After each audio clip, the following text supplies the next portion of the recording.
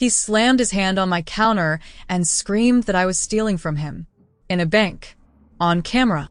In front of everyone. All because I couldn't magically pull $10,000 out of thin air. What happened next? Let's just say policy became my revenge.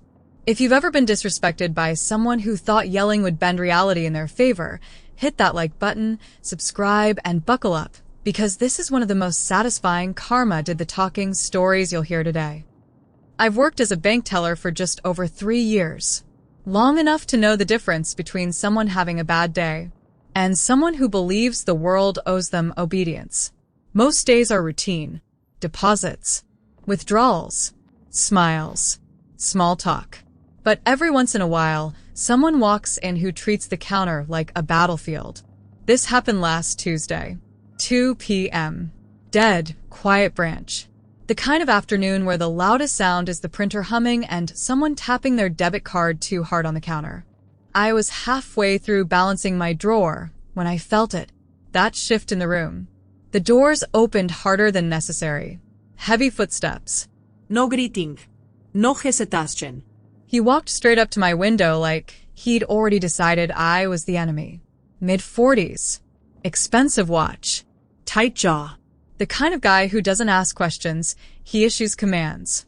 I need to withdraw $10,000, he said, then added, slowly and sharply, right now. I blinked once, smiled politely. Of course, sir, I said. Did you happen to call ahead to arrange the withdrawal? The look he gave me, like I'd just insulted his intelligence, like I'd asked him to explain quantum physics using crayons. Why would I need to call ahead? He snapped. It's my money. I felt my shoulders tighten, but my voice stayed calm. Years of training kicked in. I understand. The reason we ask for notice on large cash withdrawals is because we're a smaller branch. We don't typically keep that much cash on hand in our drawers or vault. With 24 to 48 hours notice, we can. He cut me off with a laugh. A sharp, humorless sound. So you're telling me I can't access my own money? People had started listening now. A woman waiting behind him stopped scrolling her phone. A man near the door leaned slightly closer. I could feel the heat creeping up my neck. No, sir, I said carefully. You absolutely can access it. We just need time to physically have the cash delivered. I can offer you a cashier's check right now, or schedule the cash withdrawal for tomorrow. You could also try our downtown branch. They sometimes carry higher reserves. That's when his face changed. Red. Veins visible. Voice louder. This is theft. The word hit the room like a dropped tray. You are literally holding my money hostage. Inside my head, 1,000 sarcastic responses screamed to get out. Sir, this isn't a cartoon vault. We don't have Scrooge McDuck swimming in gold coins in the back. Money isn't labeled with your name on it. But out loud, I'm sorry you feel that way, I said. But this is standard banking policy. He slammed his palm on the counter. I want your manager. My manager came out within seconds. Calm. Professional. Unshakable. She explained the exact same thing. The man didn't listen. He interrupted. He talked over her. He repeated the same accusation louder, like volume could bend physics. This is unacceptable. I want the district manager's number. She gave it to him. And this was my favorite part. He called them, right there, on speaker.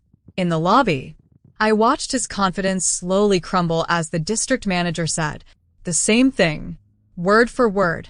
There was a moment, a brief, beautiful pause, where reality finally caught up with him. He wasn't being robbed. He wasn't being targeted. He wasn't special. He was just wrong. But instead of backing down, he doubled down.